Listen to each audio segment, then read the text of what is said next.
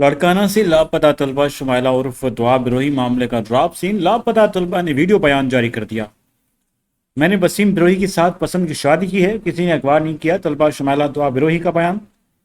जो भी अगवा के केस हैं उन्हें झूठा माना जाए। तलबा दुआ बिरोही का ऐसा बयान वायरल हुआ है। भी थियो सो उन जो ज़िम्मेवार हिकु त रिफ़त यास्मीन विरड़ो आहे ऐं ॿियो अख़्तियार अबड़ो आहे।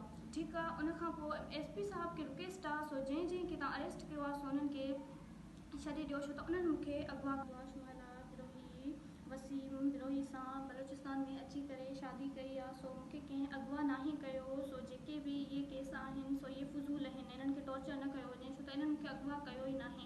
ऐं मुंहिंजी अम्मी सां अख़्तियार अबड़ो जो नाजाइज़ हिकु तालुक़ु हुयो। सो अख़्तियार अबड़ो मूंसां ॾाढी बदतमीज़ी कंदो हुयो, ॾाढी बदतमीज़ी कंदो हुयो। त उन जे करे मां पंहिंजे घरां निकिती आहियां। सो बाक़ी मूंखे कंहिं अगवा नाहे कयो। मां पंहिंजी राज़ ख़ुशी सां वसीम बिरोही सां शादी कई आहे। सो मां